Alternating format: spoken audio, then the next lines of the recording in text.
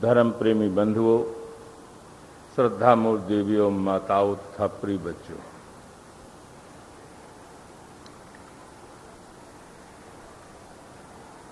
जीवन में भक्ति, ज्ञान और कर्म तीनों की महती आवश्यकता है। कुछ लोग भक्ति में इतने तन्मय होते हैं, उसकी महिमा में इतना गुणगान कर जाते हैं कि लगता है ज्ञान और कर्म की अवहेलना कर जाते हैं।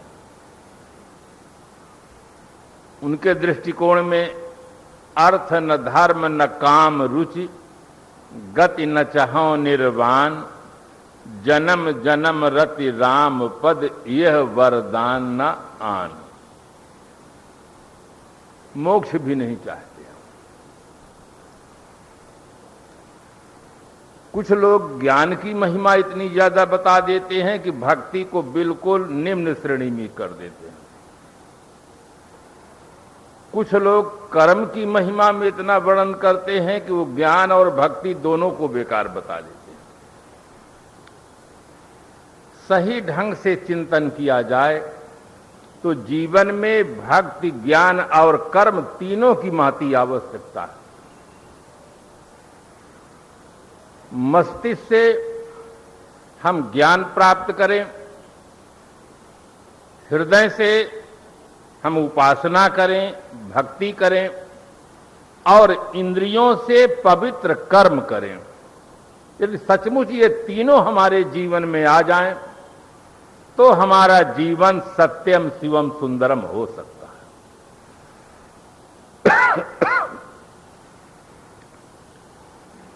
संत सम्राट सदगुरु कबीर साहब का मौलिक ग्रंथ बीजक है। बीजक में आपने कहा, अरब खरब ले द्रव्य है, उदय अस्त लो राज, भक्ति महात्म ना तुले, ई सब कौने काज। व्यक्ति के पास अरब से खरब तक द्रव्य हो, सूर्योदय से अस्त तक राज हो, साहब कहते हैं भक्ति महात्म ना तुले, ई सब कौने काज। भक्ति की महात्म के समक्ष इनकी तुलना नहीं हो सकती, क्योंकि ई सब कौने काज। जिस दिन आंखें सदा के लिए बंद हो जाती हैं, तो चाहे जितनी बड़ी संपत्ति हो और चाहे जितना बड़ा राज हो, सत्ता और संपत्ति दोनों का कनेक्शन सदा के लिए छूट जाता है। सत्ता और संपत्ति के मद में व्यक्ति कुछ ऐसा करता है जो नहीं करना चाहिए,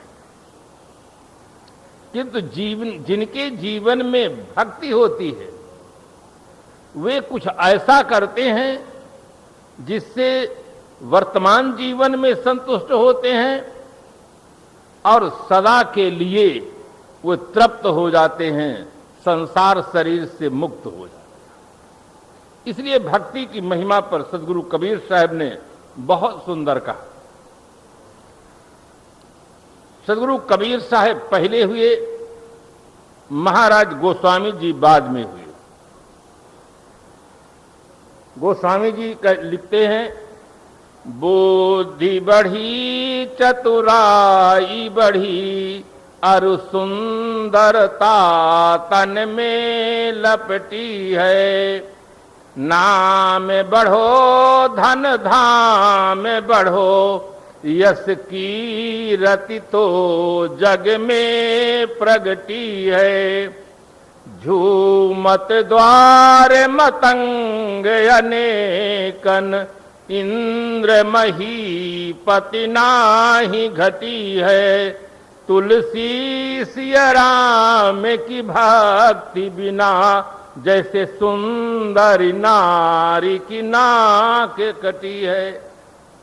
कोई महिला सर्वांग सुंदरी हो और उसके नाक न हो, तो जैसे वो शोभा नहीं पाती है, इसी प्रकार से अगर हमारे जीवन में सारे बाहरी वैभव हों किंतु जीवन में भक्ति न हो तो व्यक्ति शोभा नहीं पाता है। जिस भक्ति की महिमा सदगुरु कबीर साहब गाते हैं, महाराज गोस्वामी तुलसीदास जी गाते हैं, स्वाभाविक है आदमी के मन में जिज्ञासा का होना कि वो भक्ति है क्या चीज, भक्ति का वास्तविक स्वरूप क्या है।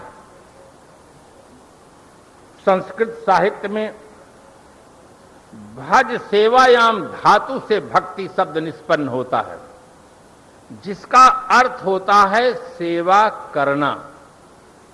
जिस क्रिया के द्वारा हम अपने आराध्य का सानिध्य प्राप्त करते हैं उस क्रिया का नाम है भक्ति।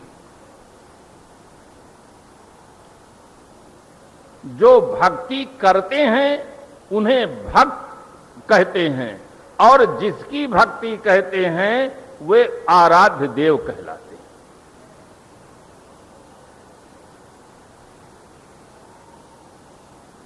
भक्ति पर ग्रंथों में लिखा गया पूज्येषु अनुरागो भक्ति।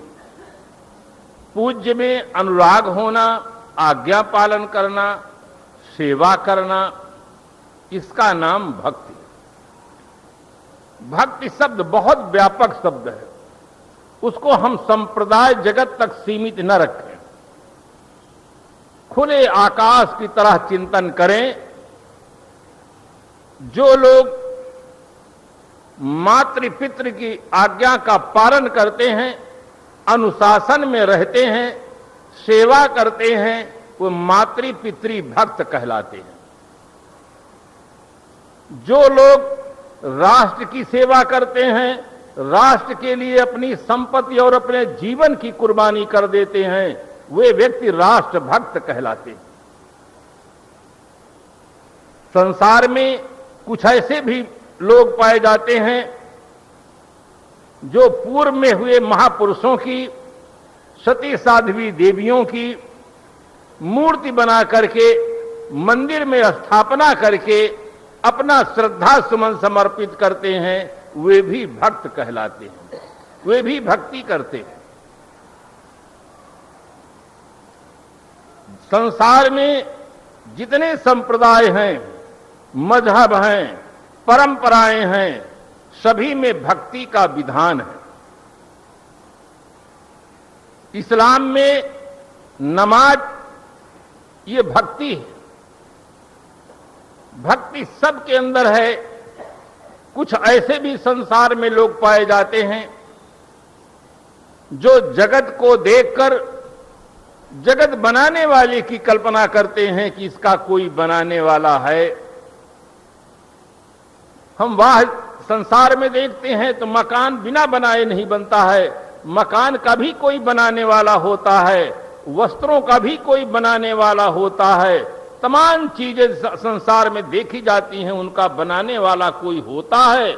इसी प्रकार से हम मन से कल्पना कर लेते हैं इस संसार का बनाने वाला भी कोई है, और जो है उसी को हम परमात्मा मान लेते हैं, भगवान मान लेते हैं, ईश्वर मान लेते हैं। ऐसा मान करके भी लोग उनकी उपासना करते हैं। ऐसे भी लोग पाए जाते हैं। उदाहरण के रूप में ले, आर्य समाज है, इस्लाम है, इन दोनों में उपासना इसी प्रकार की प्रधानता पाई जाती है कि एक जगत का जो नियंता है, जगत का मालिक है, हम उसकी इबादत करते हैं, उसकी प्रार्थना करते हैं। वो हम आदमी की इबादत नहीं कर सकते हैं। इसलिए इन दोनों में आदमी की उपासना मान नहीं है।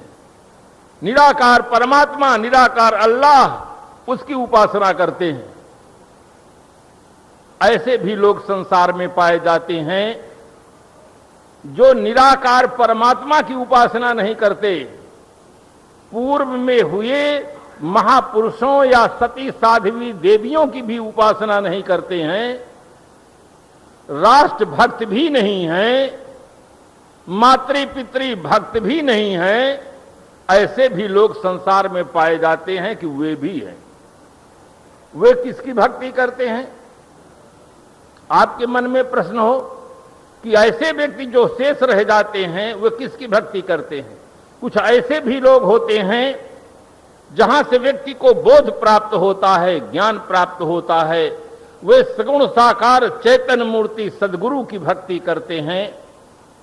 इन सभी प्रकार की उपासना के अतिरिक्त भी लोग पाए जाते हैं। वे किसकी उपासना करते हैं, ये मानव मस्तिष्क में एक जिज्ञासा पैदा होती है। क्योंकि गीताकार ने लिखा, श्रद्धा मयो अयम पुरुषः, ये पुरुष श्रद्धामय है। हर आदमी के मन में श्रद्धा है। हम अपनी श्रद्धा कहीं न कहीं जरूर समर्पित करते हैं, और जहां समर्पित करते हैं वहीं हम उनकी उपासना करते हैं, भक्ति करते हैं। भक्ति को ही उपनिषद की भाषा में उपासना कहा जाता है। भक्ति और उपासना समानार्थक शब्द है। उपासना का अर्थ ही होता है उपधन आसना उपासना। उप माने समीप, आसना माने बैठना। इष्ट के आराध्य देव के समीप बैठना उपासना है। उनके विचारों के निकट बैठना, उनके सिद्धांतों के निकट बैठना, उनके आदर्शों के निकट बैठना उपासना। तो जो मानव मस्तिष्क में जिज्ञासा होती है उसके लिए वेदव्यास जी श्रीमद् भागवत महापुराण में लिखते हैं। जब मैं सन 66 में ऋषिकेश परमार्थ निकेतन में पढ़ रहा था, उसी समय मेरे मन में एक भावना हुई कि श्रीमद् भागवत पुराण यहां गीता प्रेस से लें और थोड़ा थोड़ा पढ़ें तो कम से कम 1 साल में तो ये पढ़ाई भी हो जाएगी, इस ग्रंथ का भी अध्ययन करने का मौका मिल जाएगा। कोर्स तो चलता ही है। मैं खरीदा और रोज पढ़ने लगा। क्लास के कोर्स के पढ़ने पहले मैं धार्मिक साहित्य का अध्ययन करता था, बीजक पढ़ता था, गीता पढ़ता था, भागवत पढ़ता था। जो स्कूल की पढ़ाई है उसको बाद में पढ़ता था, पहले सुबह यहां पढ़ता था। जब मैं श्रीमद् भागवत महापुराण पढ़ा और उसमें ये मुझे मिला तो मुझे पढ़ करके सुन करके बहुत बड़ा आश्चर्य हुआ कि कैसे कैसे लोग चिंतक हुए हैं। हजारों साल पहले ये ग्रंथ लिखा गया है, किंतु उनके मस्तिष्क में ये भाव था, तब उन्होंने इस प्रकार से लिखा कि ऐसे भी लोग संसार में पाए जाते हैं जो न परमात्मा की भक्ति करते हैं, न देवियों देवताओं की भक्ति करते हैं, न माता पिता की भक्ति करते हैं, न सद्गुरु संतों की भक्ति करते हैं, न राष्ट्र की भक्ति करते हैं। ऐसे भी लोग संसार में पाए जाते हैं। तो वे भक्ति करने के लिए उनके लिए वेदव्यास जी कलम उठाते हैं। उन्होंने लिखा, वदन्ति ते अन्योन्यमुपासित स्त्रियो ग्रहेषु मैथुन्य परेषु चाशिषः यजन्त सृष्टान् न विधान दक्षिणम वृत्ते परम घृंति पशून तद्विदः। संस्कृत में साह तौ ते रूप बनता है। ते माने वे कौन? जो इन सब की उपासना नहीं करते हैं। वे वदन्ति ते अन्योन्यमुपासित स्त्रियों, वे पुरुष स्त्रियों की उपासना करते हैं। और इसी उपासना करने वालों की आज संख्या ज्यादा बढ़ गई है। इसीलिए जनसंख्या वृद्धि की समस्या खड़ी हो गई है, और बलात्कार की समस्या खड़ी हो गई है, अपहरण की समस्या खड़ी हो गई है। अगर इस उपासना से लोगों का चित्त हटे, सगुण साकार चैतन्य मूर्ति सद्गुरु संतों की उपासना करें, तो इन समस्याओं का स्थायी समाधान हो सकता है। तो उपासना तो सभी करते हैं, किंतु वास्तव में जिनकी उपासना करने से व्यक्ति को ज्ञान मिलता है, बोध मिलता है, अगर उनकी हम उपासना करते हैं तो इस संसार सागर से हम पार हो जाते हैं। वे उपास्य हैं सद्गुरु। कुछ लोगों के दिमाग में भ्रम है कि कबीर साहब तो निर्गुण उपासना मानते थे, सगुण उपासना नहीं। क्योंकि सद्गुरु कबीर साहब ने कहा, संतो देखत जग बौराना, साच कहो जग मारन धावे झूठे जग पतियाना, नेमी देखा धर्मी देखा प्रात करें स्नाना, आतम मार पसाड़े पूजे उनमें किछो न ज्ञाना, संतो देखत जग बौराना। सदगुरु कबीर साहब ने इंकलाबी भाषा में कहा कि पत्थर पूजे हर मिले तो मैं पूजूं पहाड़। इसलिए आधुनिक युग के जो हमारे विद्वान हैं उन्होंने ये मान लिया कि मूर्ति पूजा सगुण पूजा है और कबीर साहब मूर्ति पूजा को नहीं मानते हैं, इसलिए निर्गुण ईश्वर की पूजा मानते। आज स्कूलों में ज्यादा पढ़ाया जा रहा है कि कबीर साहब निर्गुण निराकार ईश्वर की पूजा करते हैं, विद्वान भी मानते हैं और दूसरे जो कॉलेजों में पढ़े हैं वे भी ऐसा मानते हैं। किंतु जो कबीर साहब का मौलिक ग्रंथ बीजक है, जो उसके जानकार हैं, जिन्हें बीजक से बोध प्राप्त है, तो उनको वे अच्छी तरह से जानते हैं कि कबीर साहब निर्गुण निराकार ईश्वर की पूजा नहीं मानते हैं, वे मानते हैं गुरु की दया साधु की संगत निकर आव यह द्वार। ते साहेब के लागव सा था दुई दुख मेट के हो सना था। व्यक्ति सगुण है, व्यक्ति साकार है, तो सगुण और साकार मूर्ति जब तक व्यक्ति को नहीं मिलेंगे तब तक उन्हें को बोध नहीं हो सकता है, ज्ञान नहीं हो सकता है और व्यक्ति आत्मनिष्ठ जीवन नहीं जी सकता है। इसलिए भक्ति उनकी करनी चाहिए जो सगुण और साकार हो, जो हमारी प्रार्थना को सुने, जो हमारे निवेदन को सुने, जो हमारे प्रश्नों को सुनकर समाधान दे। आप जंगल में जाकर रोएं किसी आदमी का नाम लेकर के और वो जंगल में ना हो तो आपका रोना सार्थक है या निरर्थक? बिल्कुल निरर्थक है। जिस आदमी का नाम लेकर आप रो रहे हैं, बुला रहे हैं, अगर वो आदमी जंगल में नहीं है तो आपकी आवाज को कैसे सुनेगा, कैसे आ सकता है?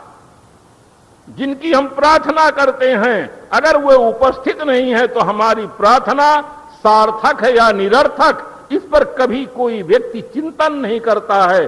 सब लोग केवल मान करके चलते चले जा रहे हैं, जानने का प्रयास नहीं करते हैं। संत सम्राट श्री कबीर साहब ने क्रांतिकारी भाषा में कहा, राम नाम जाने बिना भव बूढ़ मुआ संसार। राम नाम माने बिना नहीं कहा है, जाने बिना कहा है। हर आदमी को पहले जानना चाहिए फिर मानना चाहिए। आदमी मान लेता है इसलिए जानने का कभी प्रयास नहीं करता है, उसके दिमाग में अंधविश्वास घर किए रहता है, उस व्यक्ति को सत्य का बोध नहीं प्राप्त होता। आप मकान बनाते हैं, मकान में धाबा डालते हैं तो पहले बीच में टेका लगाते हैं, फिर धाबा डालते हैं और जब वो पक जाता है तो आप नीचे की साधन को आप निकाल लेते हैं, मकान खड़ा हो जाता है, पक्का हो जाता है। कोई भी दुनिया का इंजीनियर ऐसा नहीं हो सकता है कि धाबा डाले और टेका ना लगाए नीचे से, ऐसा हो ही नहीं सकता है। बिना टेका के धाबा नहीं हो सकता है, किंतु धाबा बन जाने के बाद, पक जाने के बाद टेका की जरूरत नहीं रह जाती है, लोग निकाल लेते हैं। इसी प्रकार से पहले सगुण साकार चेतन मूर्ति सदगुरु की जब तक व्यक्ति भक्ति नहीं करता है तब तक उसे जो निर्गुण तत्व है, चेतन तत्व है, उस तत्व का बोध नहीं होता है। इसलिए उपासना सगुण साकार चैतन्य मूर्ति सदगुरु और संतों की जाती है, जिनकी उपासना करने से जीवन का सारा राज खुलता है। संत सम्राट श्री कबीर साहब ने बीजक में कहा, भक्ति न जाने भक्त कहावे तज अमृत बिस्कैलिन सारा। साहब का जीवन भ्रमणशील जीवन था, देश विदेश से हाँ फिरा, गांव गांव की खोर, ऐसा जियरा ना मिला लेवे फटक पछोर।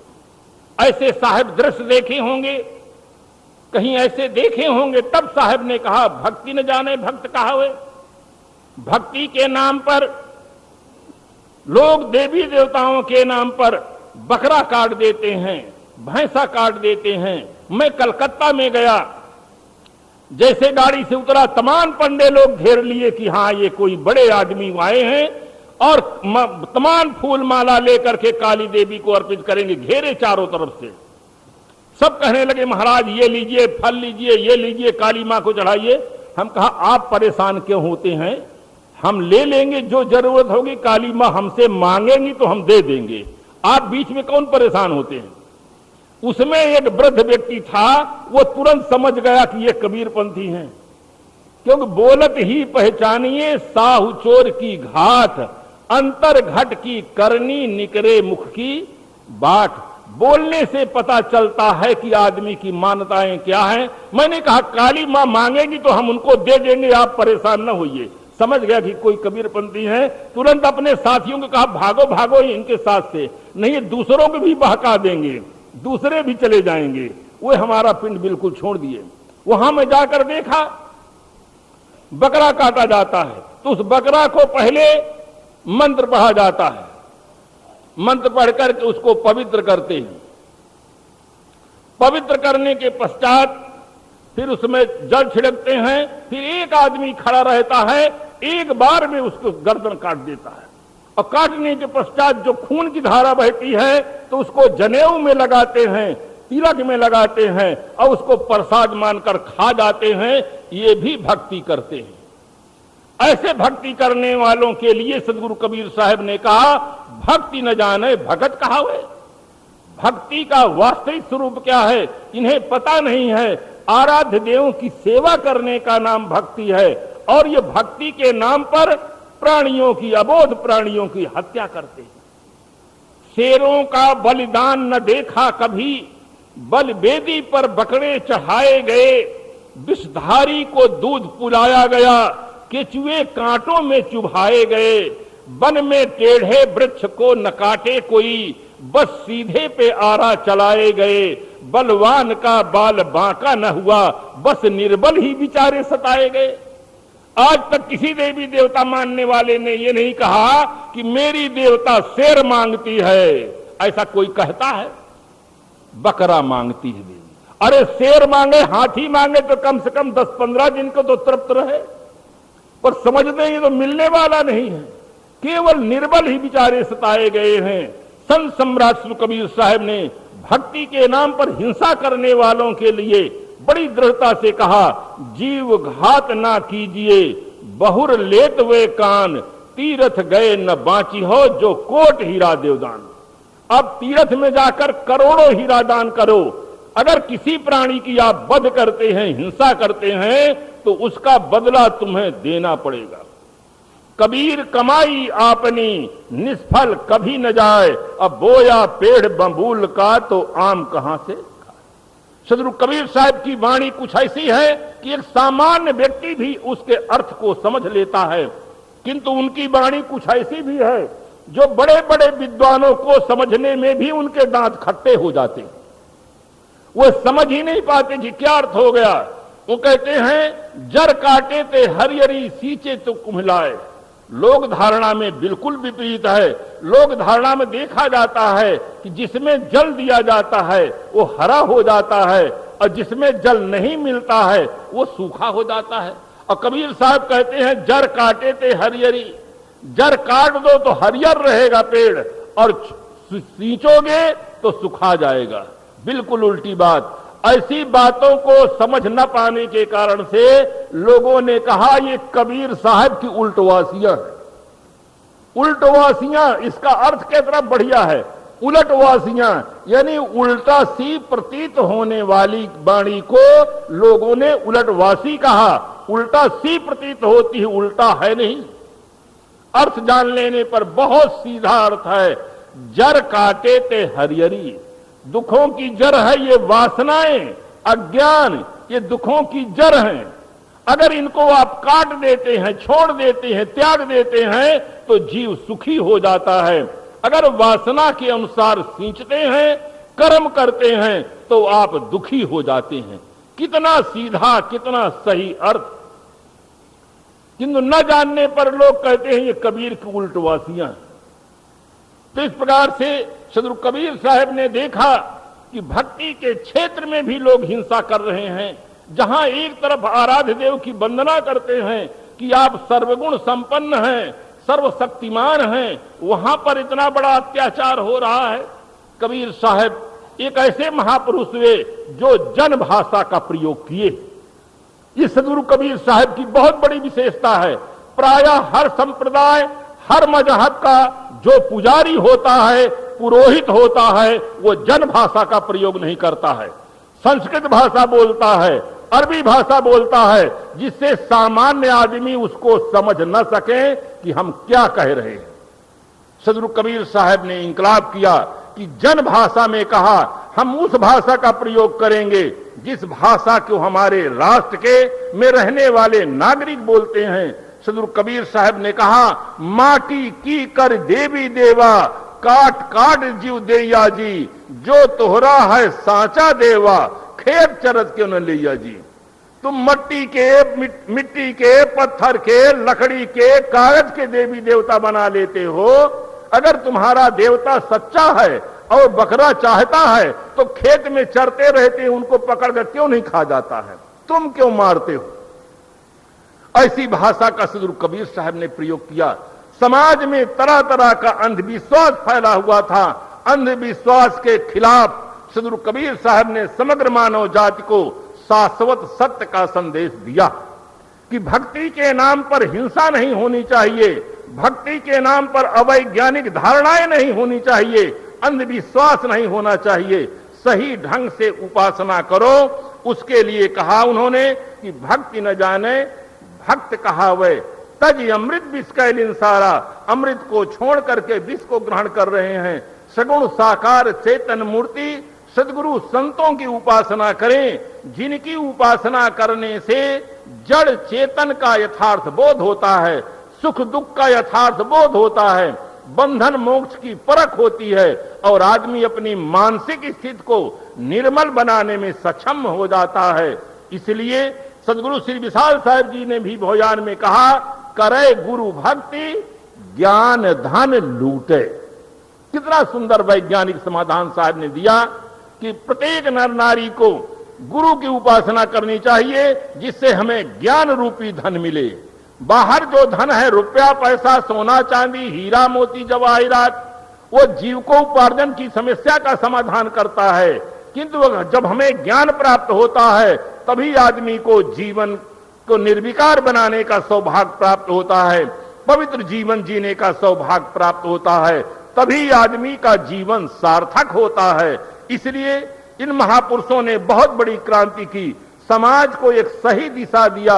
निर्जीव मूर्तियों की जो हम उपासना करते हैं उसके लिए something is better than nothing, कुछ नहीं से कुछ अच्छा होता है। जिसको मूली खाने को नहीं मिलता है अगर मूली का पत्ता मिल जाता है तो काम चलाता है। इसी प्रकार से जिसे सगुण साकार चेतन मूर्ति सदगुरु और संत नहीं मिलते हैं, अगर वो आदमी अहिंसक दृष्टिकोण को लेकर के मूर्ति पूजा करता है तो अपना काम चलाता है। उसके मन में महापुरुषों के प्रति सती साधियों के प्रति एक श्रद्धा है, भाव है, अपना श्रद्धा सुमन समर्पित करता है और जब उसे सदगुरु मिल जाएंगे तब उनकी दृष्टि साफ हो जाएगी। महाराज गोस्वामी जी ने भी लिखा तुलसी प्रतिमा पूजबो जस गुड़िया को खेल, साजपति से भेंट भया दब दिया पिटारा मेल। जैसे छोटी छोटी बालिकाएं होती हैं गुड्डा गुड्डी बहुत खेलती हैं, किंतु जब शादी हो जाती है सही रूप में पति मिल जाता है तो वो खेल छूट जाता है। इसी प्रकार से जिसे सदगुरु मिल जाते हैं वो नीचे स्तर की उपासना छूट जाती है, व्यक्ति सही ढंग से उपासना करता है। घड़ी का काम है तेजी से चलना, घड़ी बता रही है समय हो गया है। अगला इस जो शेष बचे हैं इस संबंध में विचार सायंकाल आप आए, सायंकाल विशेष करके सुने कि सचमुच भक्ति का वास्तविक स्वरूप क्या है। अगर आप पढ़ना चाहें इस विषय में तो हमारी बुक स्टॉल में पुस्तक है, उसका नाम है संगत कीजे साधु की। उसमें श्रद्धा का वास्तविक स्वरूप क्या है, धर्म का वास्तविक स्वरूप क्या है, भक्ति का वास्तविक स्वरूप क्या है।